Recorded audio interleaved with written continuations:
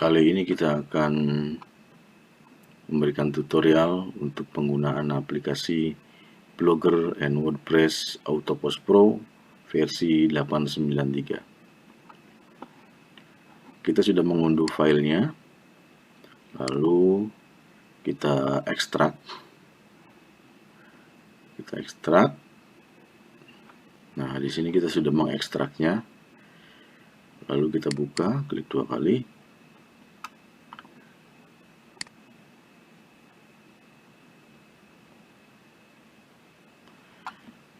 Kemudian kita klik lagi 2 kali. Nah, di sini ada file-file standarnya. Nanti dengan berjalannya waktu, file-file ini akan bertambah ya. Oke, sekarang kita buka aplikasinya, klik 2 kali.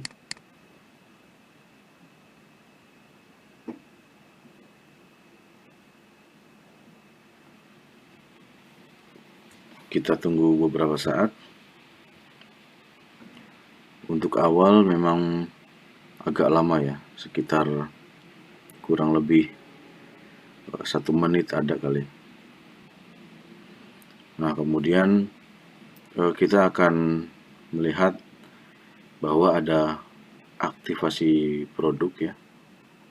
Nah, nanti untuk hardware ID-nya bisa kita kirimkan beserta email untuk pembeliannya waktu didaftarkan ya ke nomor ini, atau bisa melalui email yang tersedia.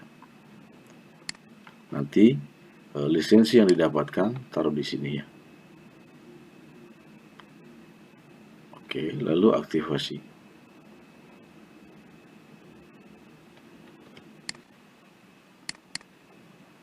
Setelah aktivasi, kemudian kita klik lagi.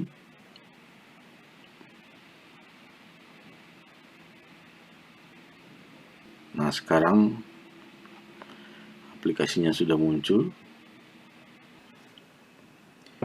Kemudian untuk sekarang kita akan coba konfigurasi akunnya ya di tab nomor 3, yaitu di akun dan setting di sini. Nah, selain itu kita bisa mengubahnya menjadi bahasa Indonesia dulu. Pengaturan akun. Di sini ada platform tujuan, yaitu Blogger, WordPress, Static Site, dan Netlify. Sekarang kita akan mencoba untuk Blogger terlebih dahulu. Kemudian kita akan refresh Blogger. Nah, di sini aja adalah jalur untuk masuknya ya. Dengan catatan Anda harus aktif dulu di browsernya yang ada email bloggernya.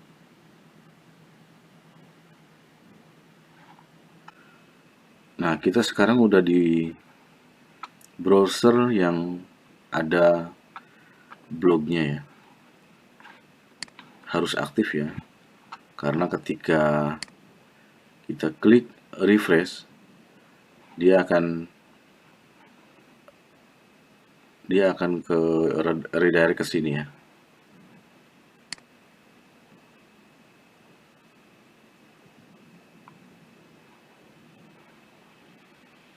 Nah, kita langsung masuk aja. Scroll ke bawah, kemudian continue. Nah, jika terdapat notifikasi authentication flow complete, artinya blog sudah tersambung. Anda bisa langsung ke aplikasinya lagi. Nah, bisa dilihat di sini list blognya sudah masuk ya. Gitu. Kemudian untuk sitemapnya harus kita isi juga. berhubung saya ini blog ya, kita isi URL-nya.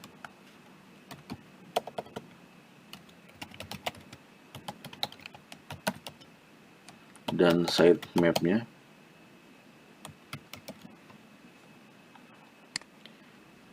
Kemudian kita akan klik fetch, di mana dia akan mengambil sitemap dari blog ini, lalu memparsingnya menjadi URL dan disimpan di dalam aplikasinya, di mana ini fungsinya untuk sebagai internal link ya. Jadi nanti internal linknya relate sama topik ya. Jadi bukan internal link yang asal-asalan. Jadi sesuai dengan topik nanti internal linknya. Oke, sitemap sudah berhasil. Kita dapat 8.000-an URL. Kemudian yang lebih penting ini ya, kunci API Gemini-nya. Silakan teman-teman buat API Gemini-nya di Google AI Studio. Nah, jika sudah, nanti teman-teman klik kelola. Nah, nanti masukin API-nya satu-satu ya di sini, kemudian klik simpan semua.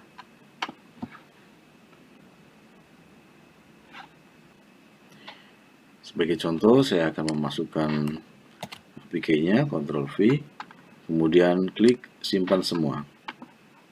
Kita masukkan ada 5 API. Kemudian nama media kita isi. Contohnya Guntur Sabta blog ini berdomain di guntursabta.com, misalnya seperti itu. Kemudian untuk kedalaman artikelnya bisa kita pilih, mau yang singkat yaitu di L1, kemudian yang standar sekitar 800 sampai 1200 kata yaitu di L2, kemudian L3 yang lebih banyak antara 1500 sampai 2000 kata. Oke, untuk kedalaman artikel ini juga kalau misalnya kita akan membuat artikel pilar, bisa cocoknya untuk yang L3 ya. Oke, kita akan mendemokan untuk yang singkat saja dulu. Kemudian untuk gaya penulisan bisa dipilih, ada jurnalistik, formal, santai, kemudian ada jaksel, naratif, persuasif, dan informatif di bawahnya. Kita akan pakai gaya penulisan jurnalistik. Kemudian untuk modelnya bisa kita pilih.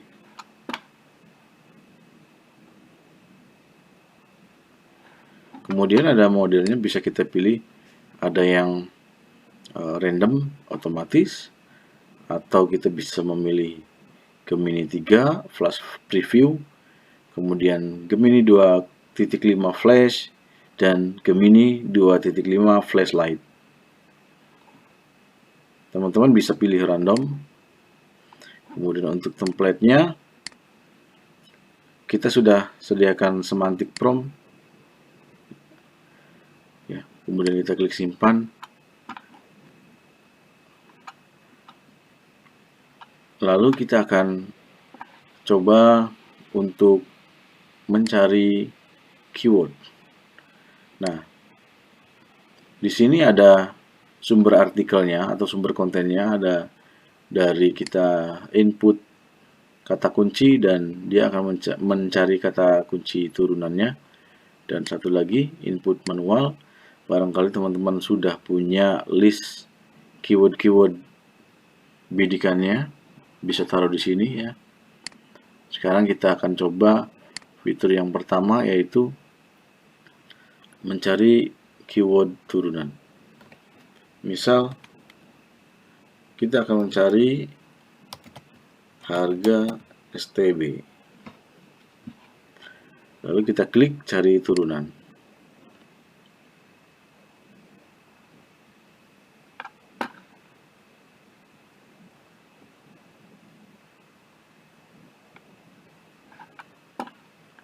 Oke, kita masih memproses dan ini dia daftar keyword atau hasil pencariannya sekitar 257. Nah, di sini teman-teman bisa sortir atau juga bisa langsung generate artikel gitu ya.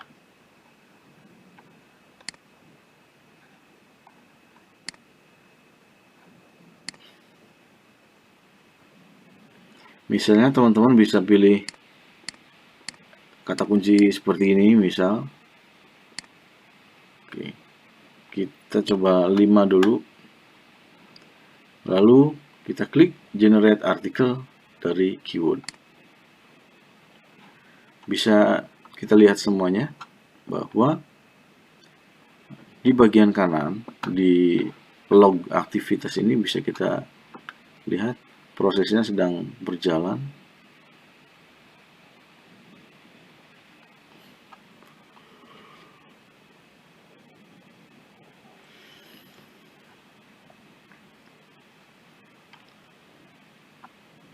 Nah, nanti untuk keyword yang sudah jadi artikelnya, nanti dia akan secara otomatis terhapus ya dari list keyword di sini. Nah, sekarang tinggal 2, tinggal 1.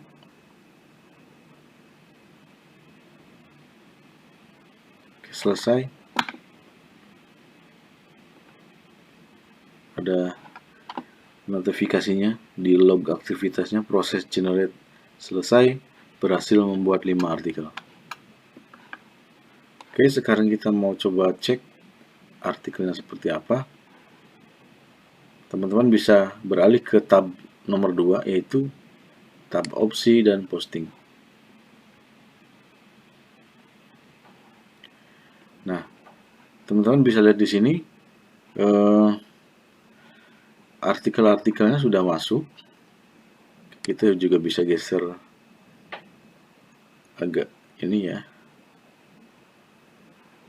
Nah, ini dia artikel-artikelnya. Jika dirasa teman-teman ada judul yang kurang, misal seperti ini, update harga tahunnya 2024, teman-teman bisa klik edit.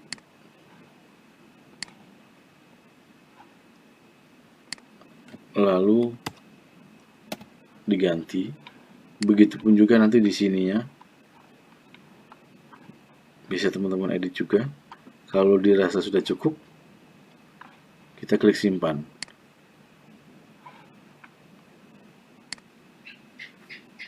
Oke, sekarang kita akan mencoba untuk scroll ke bawah lagi. Nah, secara default, ketika aplikasi ini pertama kali dibuka, maka defaultnya adalah dia akan tersimpan di draft. Kenapa seperti itu? Karena barangkali teman-teman mau coba untuk mengetes dulu seperti apa sih tools ini, begitu ya. Jadi tidak langsung dipublish.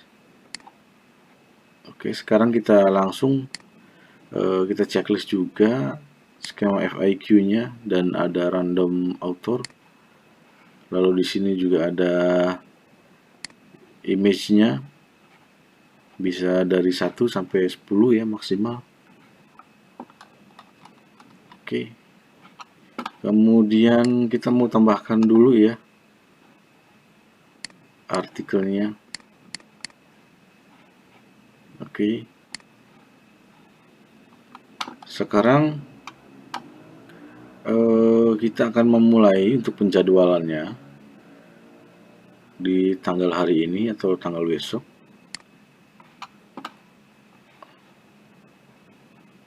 Ya. Jadi jika kita klik ini maka akan muncul sistem penanggalannya. Kita klik konfirmasi. Kemudian yang perlu diisi lagi juga jumlah artikel per hari. Misal kita mau perharinya 3. Dan untuk jeda atau menitnya, ini maksudnya adalah jeda ketika upload dari PC kita, dari lokal ke servernya Google. Teman-teman bisa kosongin aja karena nanti dia akan mengacak menitnya. Oke, sekarang di bawah ini ada tombol-tombol post artikel. Kita akan langsung ngepost ke blogernya. Kemudian ada fitur simpan HTML, ekspor ke CSV, ekspor ke static situs, dan Netlify. Selain itu juga nanti teman-teman di sini ada tombol bersihkan. Barangkali nanti ini udah selesai, udah berhasil terposting semuanya, biar nggak jadi sampah dan membingungkan, teman-teman bisa langsung bersihkan. Oke, sekarang kita akan posting dulu ya. Klik yang ini, tombol post article. Sekarang dia lagi proses dan ada notifikasi berhasil. Di sebelah kanannya juga bisa kita lihat log aktivitasnya.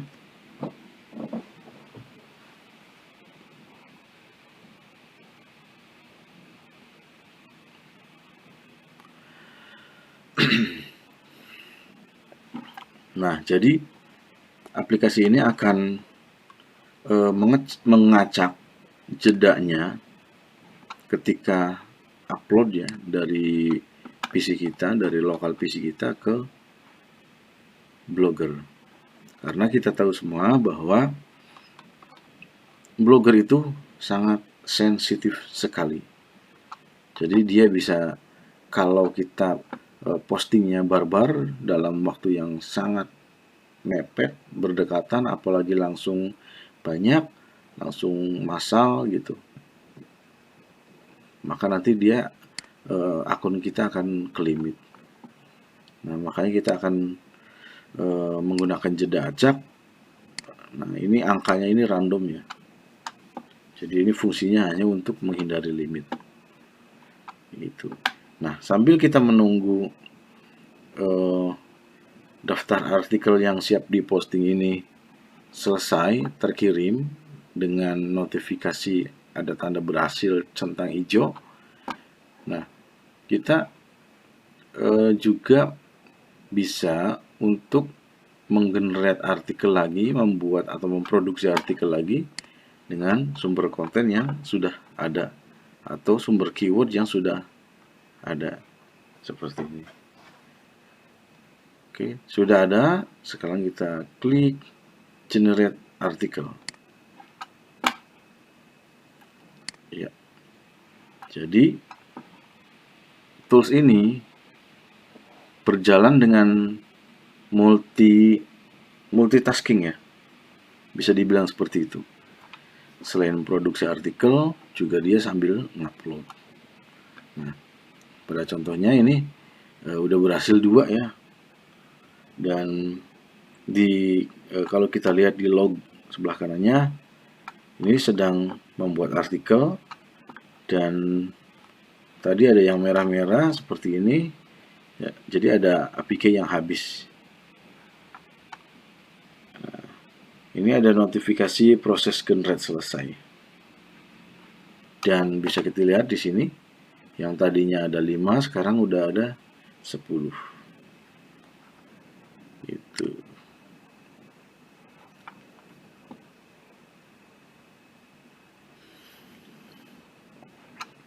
Oke, lanjut lagi untuk sumber kontennya. Untuk sumber konten yang kedua, input manual. Contohnya barangkali teman-teman udah punya list ya. Contoh kita pakai ini aja. Kita salin. Kita pastekan di sini dan langsung tambahkan ke daftar keyword. Dan setelah itu langsung kita generate artikelnya. Oke. Selain itu juga di sini ada fitur sindikasi ya.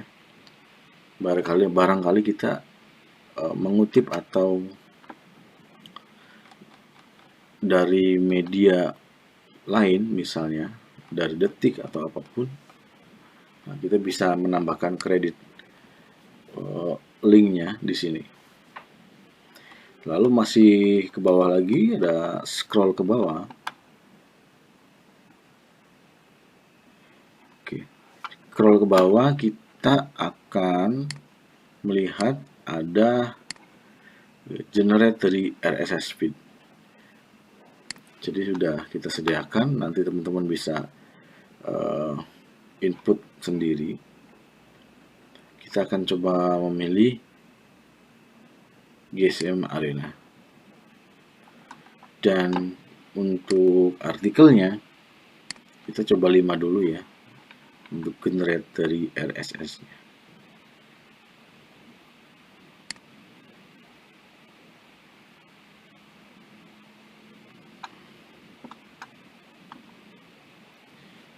Nah, bisa kita lihat di sebelah kanan sedang memproses dengan sumber konten dari RSS feed.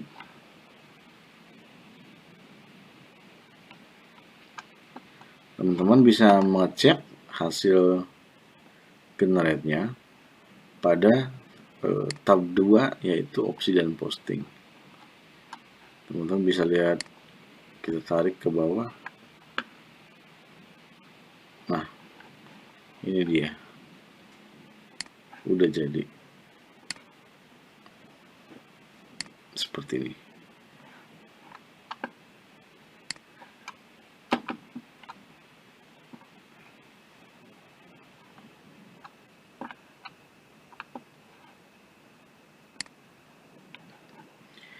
Oke, sekarang selain dari generate dari RSS feed, kita juga bisa memasukkan bukan email, kita memasukkan URL dari kompetitor kita misalnya, seperti itu. Nah, jika sudah selesai, maka ada notifikasi seperti ini ya. Semua artikel telah selesai diproses. Berhasil 5 artikel, otomatis dia akan dihapus, dan yang lain-lain.